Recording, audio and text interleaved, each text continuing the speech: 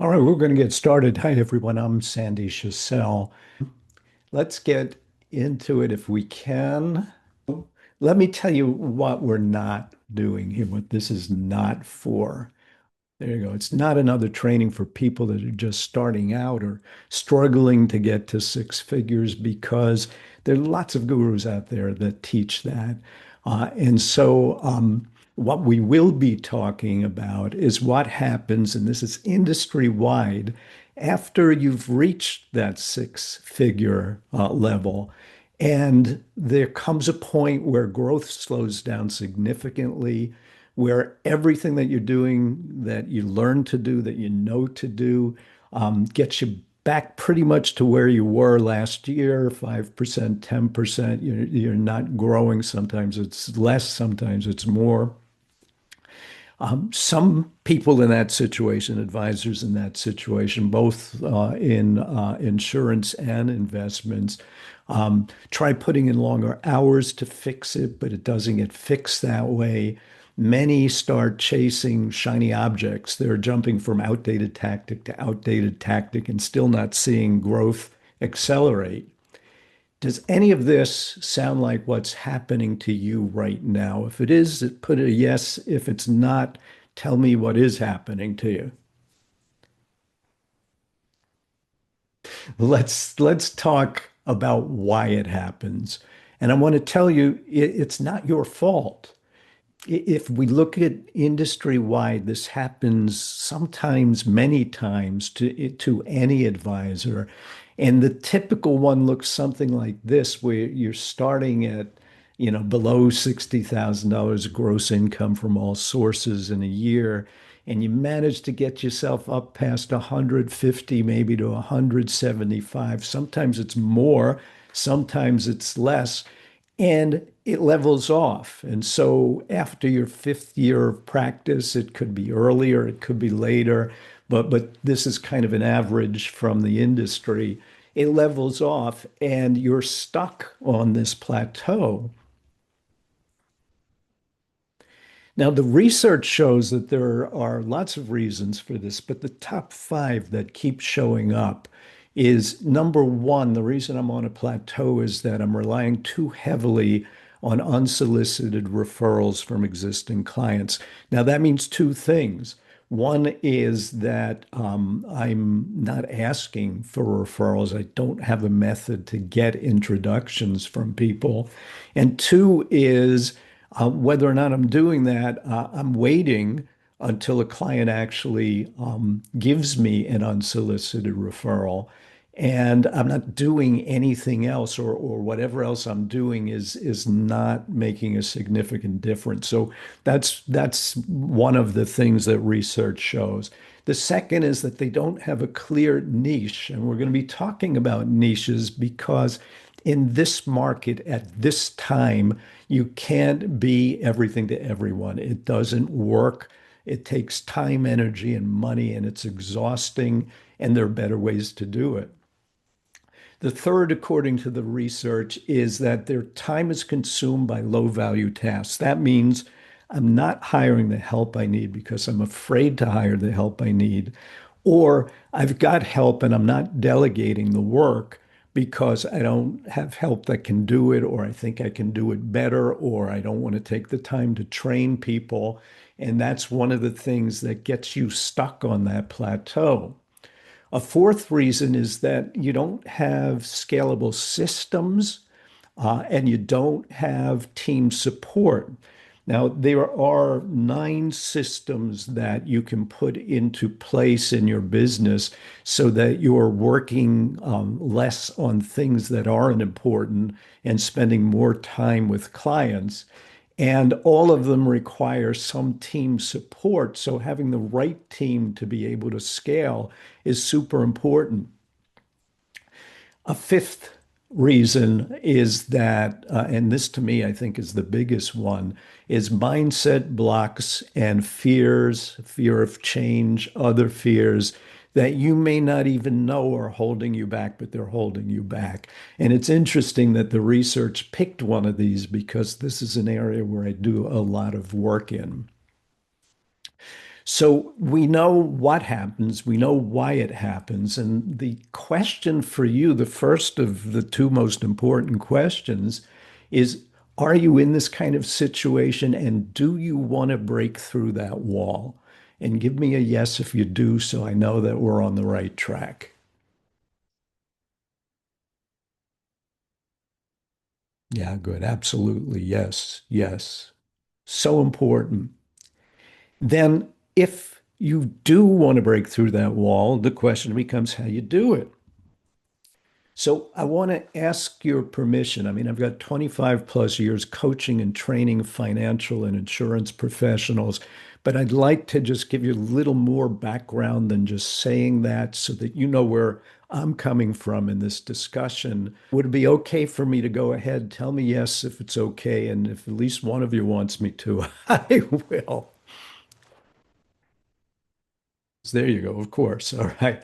So I started as an attorney and I worked really hard as an attorney, and it became the most horrible thing in the world for me. I was working 60 hours a week, 16 hours a day. Here's a picture of me with my daughter at breakfast on the one day of the week that I actually saw her for breakfast. Otherwise, I left before they woke up, and they were asleep when I got home.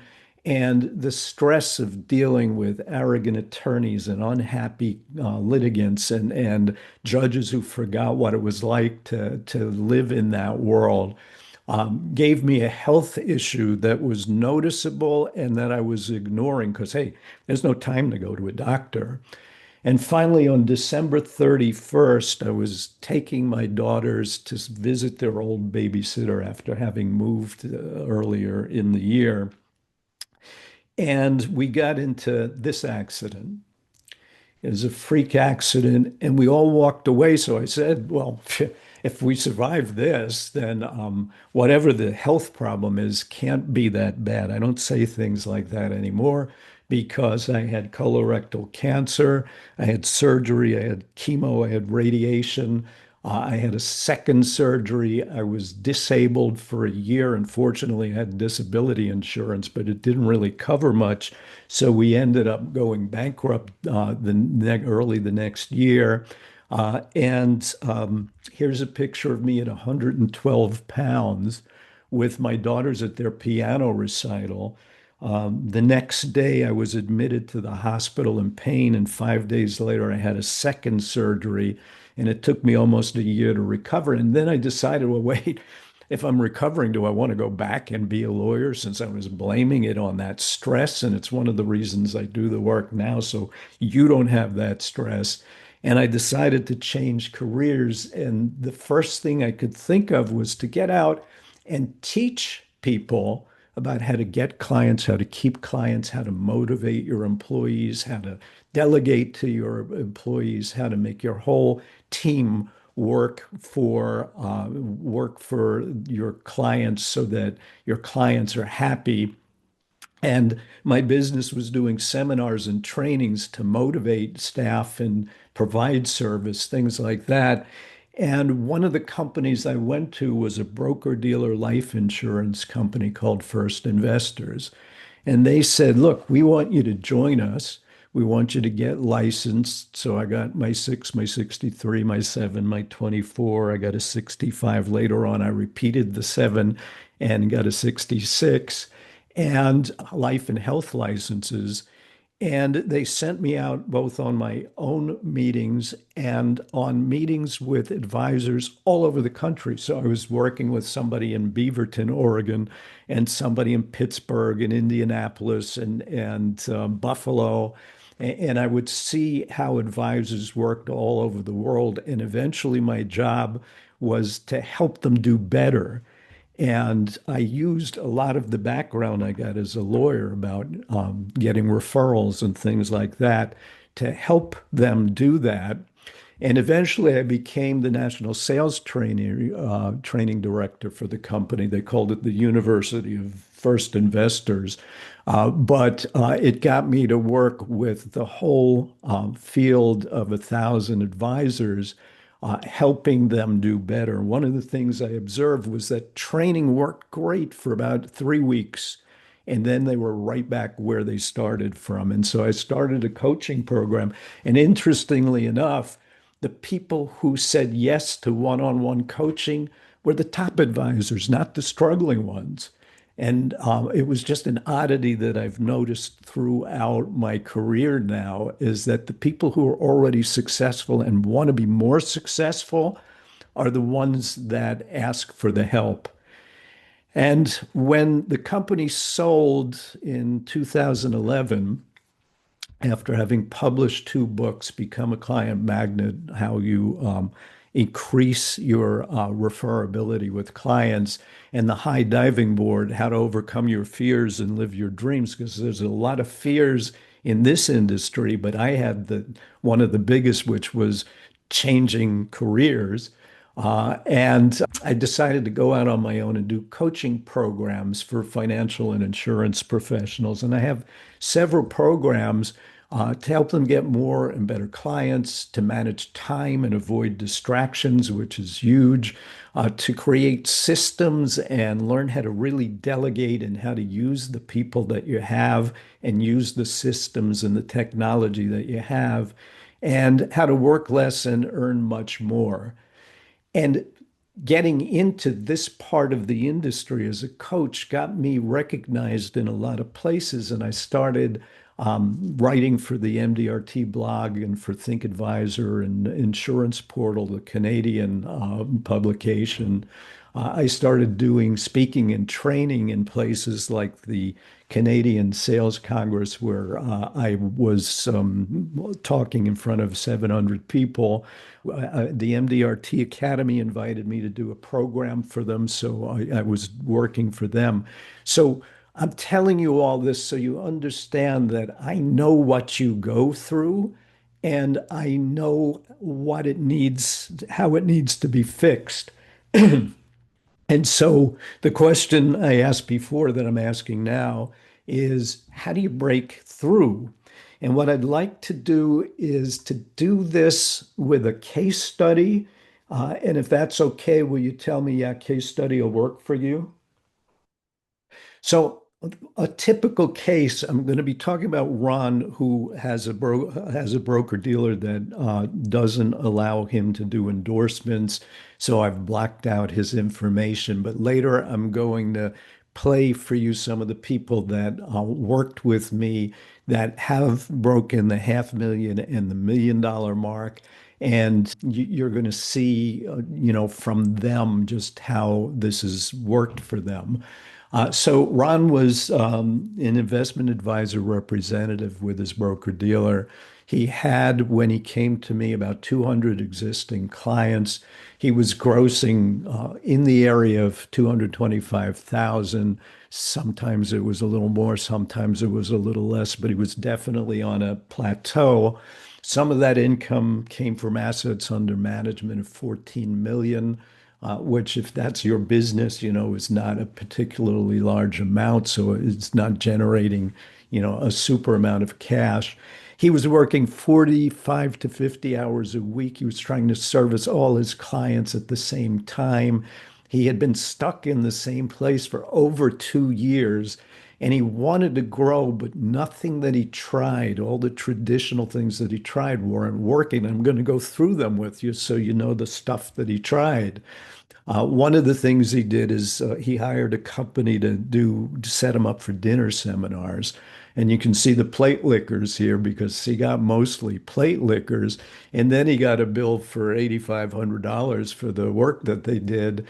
And he made back enough maybe to pay for it, but it didn't get him out off that plateau and over that brick wall. He tried buying leads at one point, and he learned that the people that they qualify for leads are interested, but they're not necessarily buying. And so he had a lot of appointments that didn't get business for him. So that wasn't moving him that much. When I first met him, he was in four networking groups, getting up every week to go to four different networking groups, and that wasn't really getting him business. He spent hours online, both posting things and responding to other people's posts.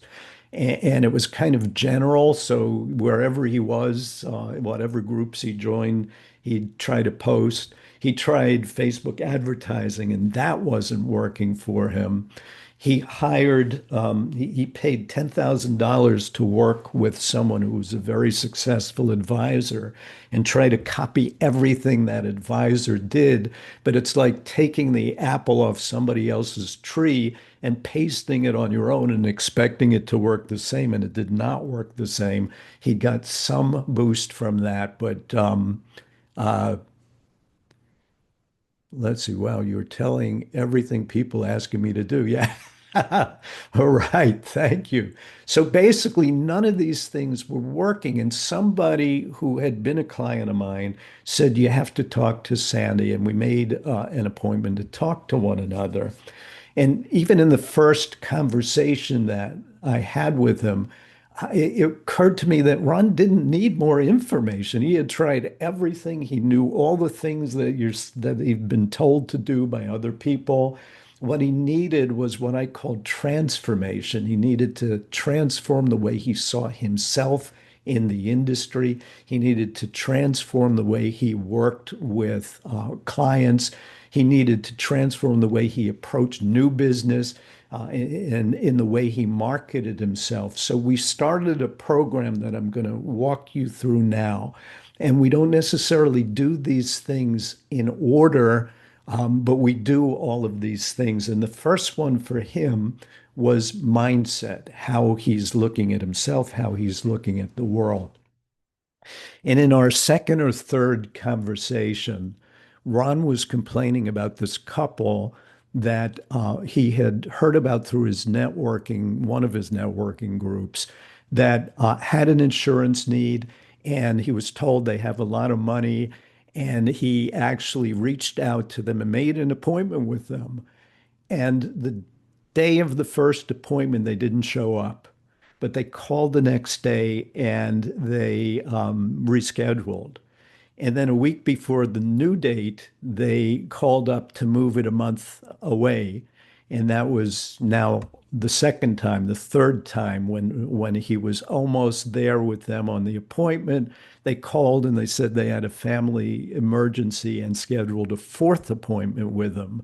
And Ron really wanted these people as clients for obvious reasons, but he was angry and frustrated, and he was asking me what he should do about these people. So I asked him a question. I said, Ron, who's the best advisor in Cleveland? And we were working face to face online as I usually do. And I could see in his face, he was thinking, like, do I mean the guy who makes the most money? Do I mean the guy he thinks is the smartest? Do I mean, I don't know all the advisors in Cleveland. There's probably 1,000 of them. And I thanked him for his answer. And he said, well, I didn't answer you. And I said, yeah, well, I was really trying to see what you thought of yourself. And what I noticed was you weren't even thinking, I could see in your face, you weren't even thinking about you, because that would have been my first answer. And he said, yeah, you're right. I said, okay, Ron, if you were the best advisor in Cleveland, how would you handle this couple? Now, this time it took him like 2 seconds to answer the question. He said, well, if I was the best advisor in Cleveland, I would probably give them one more chance and tell them if they can't keep that appointment, they're just not serious. And I wouldn't be working with them because I wouldn't be worrying about whether or not I can get them in and all that stuff. And as he said that, his eyes lit up. And he realized that he was not acting, reacting, and speaking to any of his clients as if he were the best advisor in Cleveland. And that shift in his mind was one of a whole lot of things you'll see in a minute. My client, Karen, talks about as head trash.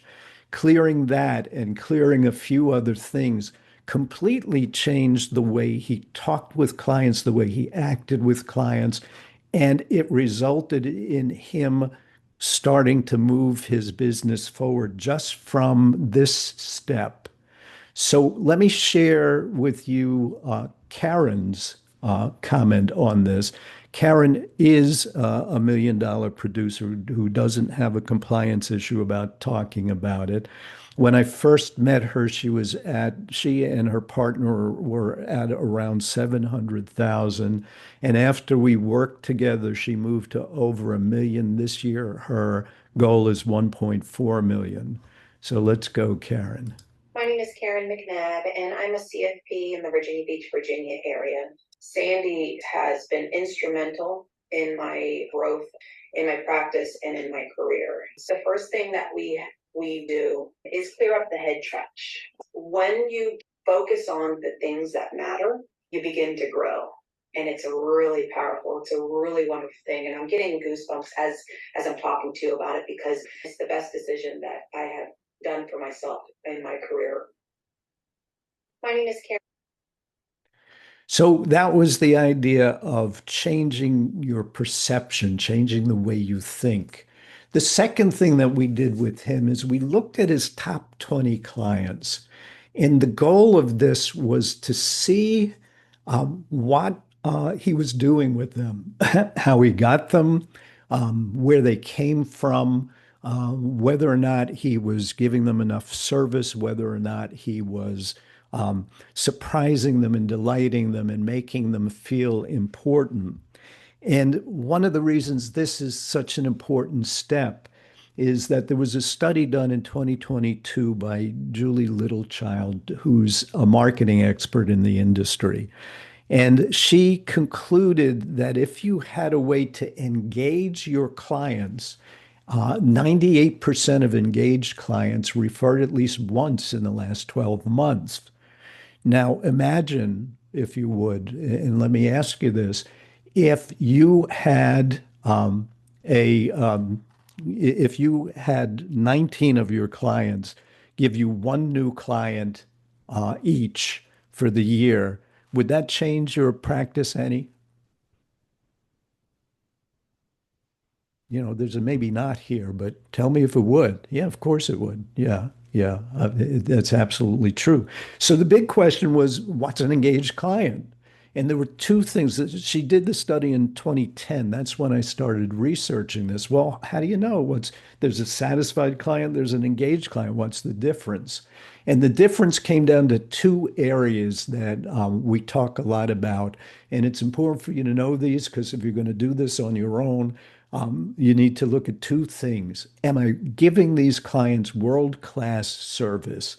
Is there anything I'm holding back on that they might not like me to talk about that we really need to have that conversation?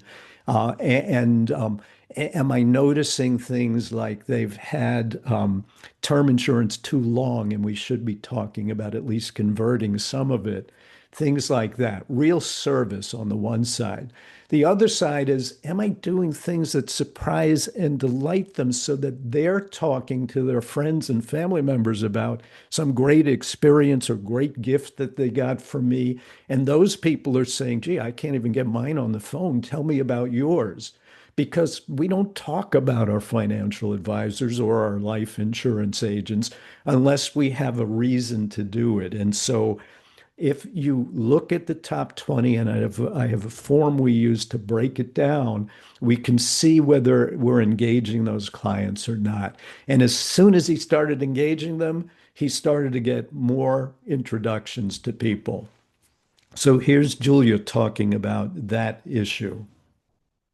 He really teaches you how to build trust with your clients. So that's why I found his services to be extremely helpful to me, also to my husband, who I work with, and even to our team. With that came increased sales, of course, money, success, and all of that, all those monetary things. But even within myself, I think the confidence to get there. Now, Julia was in the area of $700,000 also and hadn't even brought her husband on yet because he was going to be like the back office guy. And we got her to over $1 million in a relatively short time just by doing things like getting her to engage He with her really teaches you. clients. The next thing that we did with him is I made him look for a niche for his business. and for new business. And the first thing we did is we looked at his top 20, and they were from everywhere. They were families, they were business owners, there were all kinds of people. And we looked at the groups he was in, and we looked at what was working for him so that we wouldn't damage anything that was working for him. And what was missing was a niche, because basically everything Ron had been doing made him another white crayon in a box of white crayons.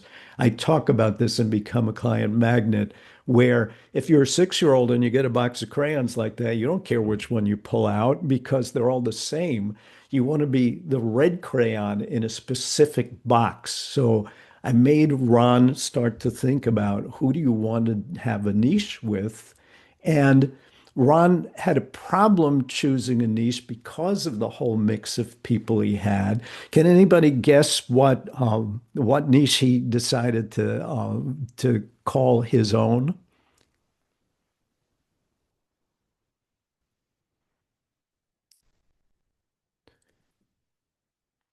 Just curious. Yeah, okay. Annuities could be a good pros question mark. Well, we looked at some of the things he was doing, entrepreneurs. Now you're getting close. We decided that he was going to be working with small business owners in Cleveland, and that that's what he was going to do with all of his marketing, was let them know that he was working with them to help them avoid taxes. So we got very specific both on the niche and the one problem. And if you want to help yourself, go look at your LinkedIn profile, look at what you're doing on Facebook, get a niche and one problem you solve. The other ones will come to you. So Ron had two worries about it. One was that, what do I pick as a niche? And the other was that, well, if I say small business owners and I see a young family and they're professionals or they're blue collar workers, whatever, how are they going to work with me?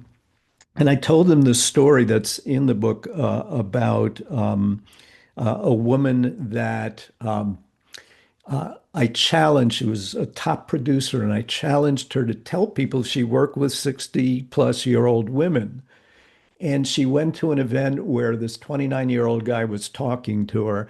And he asked her what she did, and she bit her tongue and said, well, I work with 60-year-old women. And she had something to say about it. And he said, oh, well, that's not me. Do you ever work with anybody like me?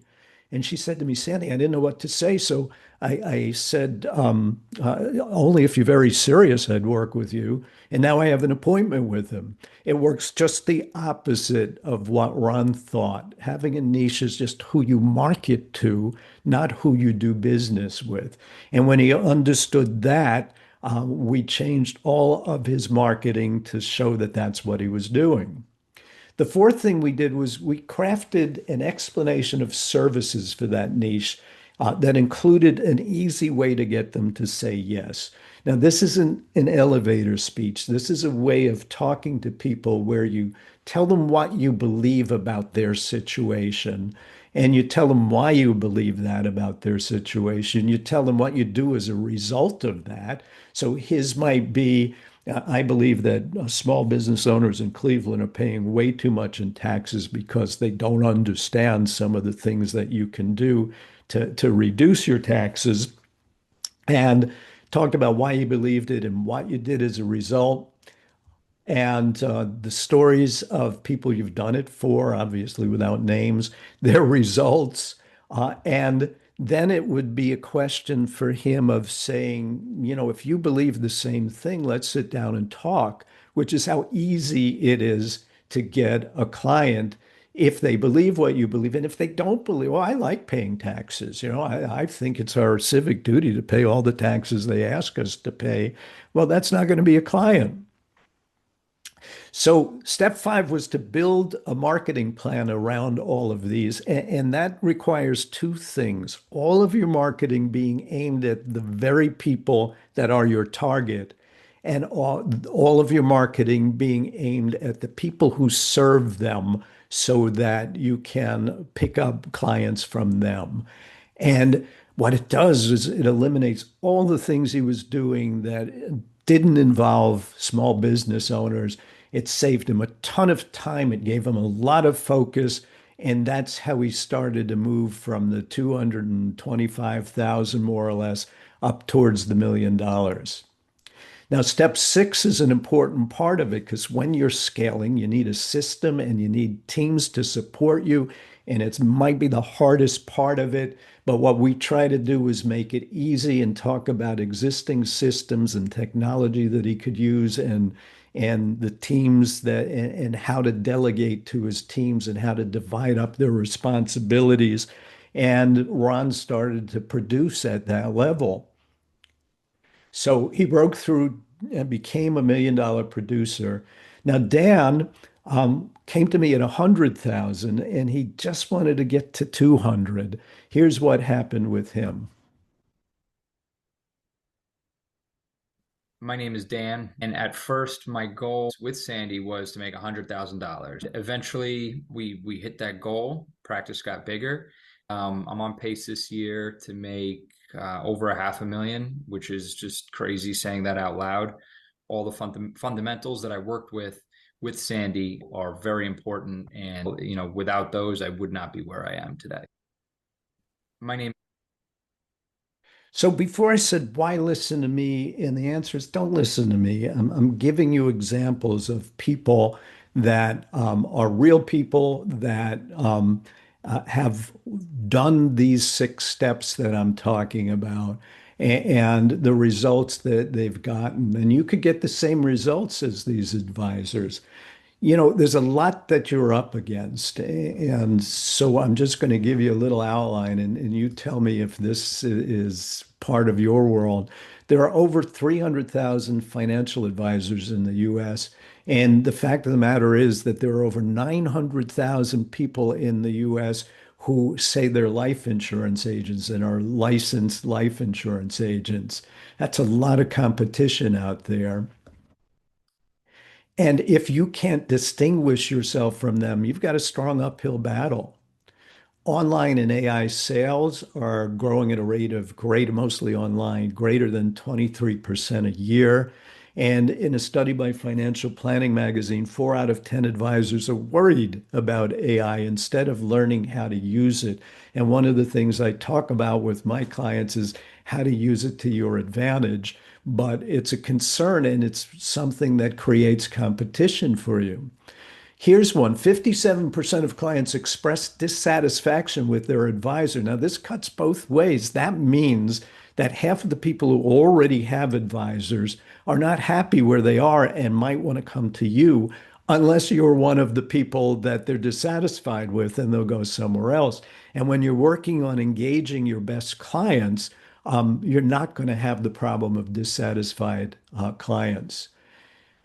A truth, clients prefer to work with experts who understand them as opposed to generalists. But here's the sad thing. You go on LinkedIn, you look at profiles of financial advisors, they show up as generic. Over 90% of advisors are still saying, I'm a financial advisor, I'm a wealth manager, I'm a financial planner, I'm a life insurance agent, I'm a life and health insurance agent.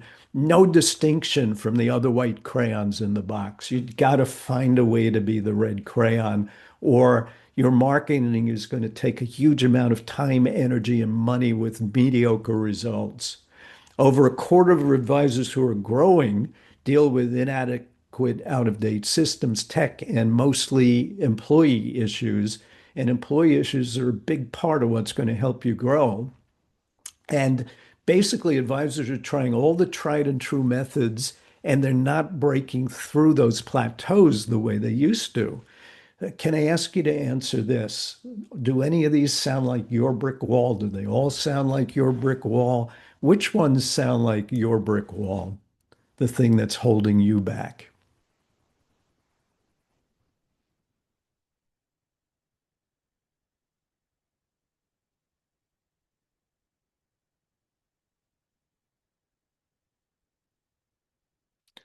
Did I stump you? Someone must have, yeah, yeah, I'm too generic or something. Not sure, several things. Good, that's honest. I was looking for at least one or two answers. Thank you for that, David. So let's recap why you're here. It's not because you're not good at what you do. You're here because your business probably just isn't growing the way you know that it can. And there's always room for improvement. I work with top of the table advisors who have different problems, but there's always a challenge somewhere. And if you don't take serious action and you're stuck at some level, whether it's 250 or 100 or 500, your default future is on this green line. And it could be there for a long time, or you can take some kind of action and change it to the blue line. You just got to change trains, basically. So if you're tired of trying all of the old outdated ways to break through to a higher revenue, and you're ready for the transformation you need to break through a 500,000 or 1 million or more, without working any harder than you do already, because that's one of our goals is we'll get you down to 4 days if you've got things set up right. Um, if you're not ready to make that change, well, okay, I think I helped you with these 6 things that we talked about, and I'm going to go over them. You can keep trying the same old outdated approaches. You can try to add some of the things we talked about here and improve what you're doing with them. Um, that's okay. But if you are ready to talk about this, let's talk about what I think is the fastest and most effective way to break through that wall and get off that plateau. It's not a guru training. It's not a marketing strategy where I tell you, let's do this kind of event or that kind of event. It's not a social media posting strategy. It's a transformation in the 6 areas that are keeping you stuck. Your mindset and psychology being what I think is often the biggest one, how you're engaging your top clients, whether you're engaging them, how you're dealing with them. You can take your top clients and be totally devoted to them and put everybody else on some kind of decent service, but on autopilot where you don't have to do very much with them at all. Um, Picking a target for a new business and working that target, having a great way of telling that target, finding out if somebody fits that target and telling them what you can do for them, and a marketing plan for reaching that target that works with them and the professionals that serve them. And last of all is having systems and team management in place so that you can have all the time you need to be out talking with new clients, new prospects, and working with existing clients to keep them as happy as you can keep them and keep them engaged. Now, the best way that I've found to do this is a 180-day program that I have, which is one-on-one coaching 3 times a month, that addresses any and all of these issues. Whatever is the most important issue for you, we put more time into that. So it's customized for you in that way. And again, it has to do with transformation, not giving you more information. I know every way of marketing that this industry has ever offered, and I have ideas for some that they've never offered. And I can tell you that's not what's going to make the change. It's how you approach your clients, how you think about yourself that makes the change. In 6 months, you can break through to the mid 6 figures if you're just below them, to $1 million or more if you're above 500,000, and have the capacity to support the additional business. But I have to tell you, I've got, it says 3, I have 2 openings that I can fill doing this program, and I have some other programs to talk about. There's no way I can tell whether this is right for you unless we talk.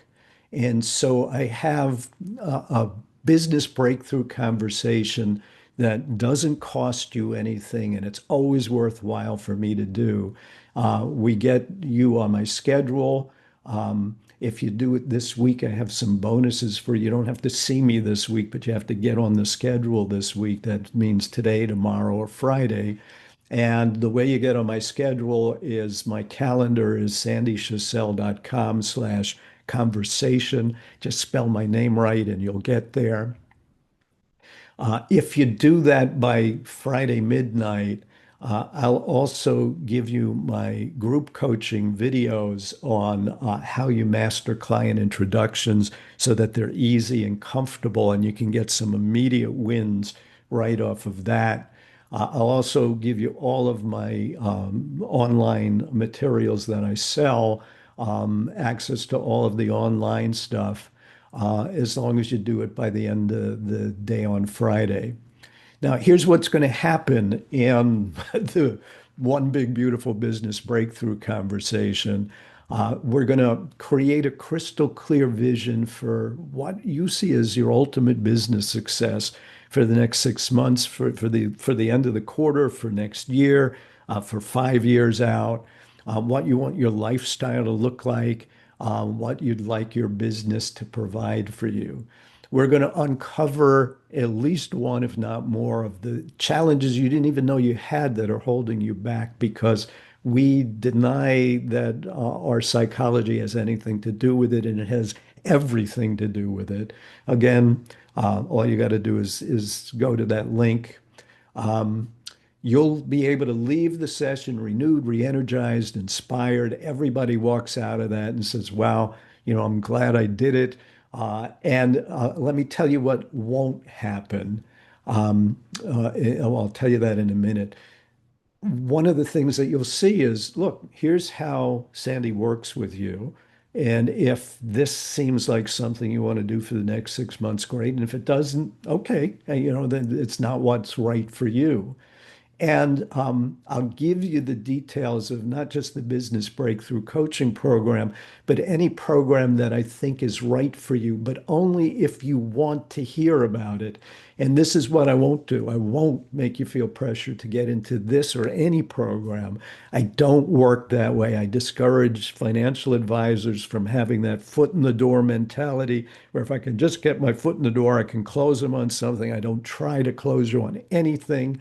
I swear by this. I do not deviate from this. If you want to hear more, you will. If you don't, we're going to have a great conversation. We're going to part friends. It's worth it to me because I'm going to learn about your challenges and what you need help with, and maybe be able to change some of my programs to help you get to what you need. In the meantime, you've got no obligation, no pressure, and it works for you. SandySchussel.com conversation. But book it now because one thing can happen is I'll get another two people very soon. The other that can happen is that if you wait too long, you're going to miss out on the bonuses that I'm going to throw in for people who move quickly. And that's basically it. So what I'd like to do now is come back and put in the chat any question or comment you have. And, if you don't have a question before you leave, at least give me a comment like this was helpful, it wasn't helpful, whatever it is. I'm okay with any of that. And if you do have a question, I'll stay as long as I need to answer your questions. So Joseph says, I'm not in the industry and I'd hire you in a minute. And what I have to let you know, Joseph, is I market to financial and insurance professionals, but I also work with CEOs of companies that have grown out of control. I just don't market to them. They find me through referrals. So if I can help you, get on the call with me. But thank you for putting that out. Who else has questions or comments? Okay, so Tony says I'm in transition. Let me help you with the transition. Let's at least talk about it. SandySchissel.com/conversation. We'll talk about it. I don't care that you might not be able to hire me now. Do you help people who are just starting? That's probably the one group where I'd be happy to talk with you, but it's going to be a situation where I can help you in that one session, and I can steer you to some people who do help people just starting out. I'm early in my career, too early in my career for scaling. Hey, it's never too early to scale, but you've got to start with a foundation. And if I can help you build that foundation, Felicia, I'm happy to help you with it. If you don't have a question, how about just a comment? There's still a bunch of you on the call. How about a comment? Can you see yourself taking action on any of these 6 steps? Did I help clear how it is to get to there? I'll check your calendar leak so we can at least chat. Love your YouTube channel, by the way. So my YouTube channel is at S Schussel, and there's tons of resources on there if you need them. Jennifer, need help on mindset? Book a call with me. We'll definitely talk about it. It doesn't require you to do anything. And when we look at rejection and objections, I don't really believe there is rejection. Let's have a conversation about it. Good. You already booked one. I appreciate that. I will be happy to talk to you when we're done here. All right, then. Thank you for attending. Thank you for being here.